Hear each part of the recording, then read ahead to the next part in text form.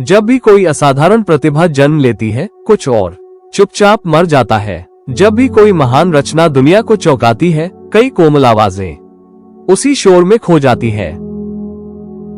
ये है महानता का भाग्य।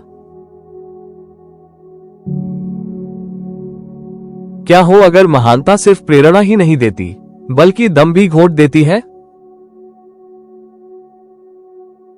जब कोई सच में महान बनाता है, चाहे वो कला हो, कविता हो या विज्ञान, तो वो किसी चमत्कार की तरह लगता है। लेकिन जल्द ही वो चमत्कार बन जाता है एक मॉडल, और मॉडल बन जाता है एक नकाब। दूसरे लोग उसकी नकल करने लगते हैं, ना समझदारी से बल्कि ईर्ष्या से। सौंदर्य के लिए नहीं, प्रसिद्धि के लिए, सच्चाई के लिए नहीं, दिखावे के लिए। महानता प्रेरणा देती है, लेकिन बिना आत्मा की नकल पतन को जन्म देती है। दुखद सच्चाई ये है, हर महान प्रतिभा अपने साथ एक छिपा हुआ अभिशाप भी लाती है।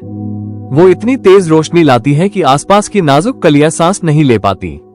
वो अनजाने में ही कोमल आवाजों को दबा देती है। न उनकी गलती है, न इरादा, पर असर होता है।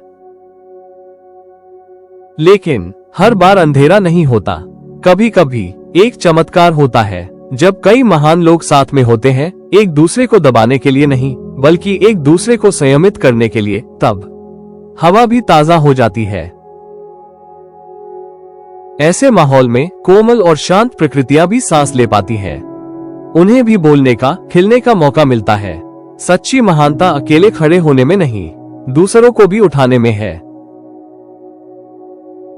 तो अगली बार जब हम किसी प्रतिभा को सराहें, तो सिर्फ उसके ऊंचाई की बात न करें, उसने कितनों को छांव में छोड़ा, उसकी भी बात करें। और अगर आप खुद एक महान बनने की राह पर हैं, तो याद रखें, महानता दूसरों से ऊपर उठने में नहीं है, बल्कि उन्हें साथ लेकर उड़ने में है।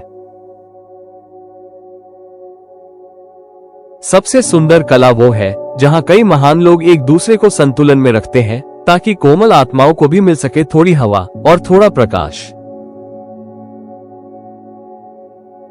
अगर ये विचार आपके मन को छू गया हो, तो इसे किसी ऐसे इंसान के साथ साझा करें जो महानता का सपना देख रहा हो।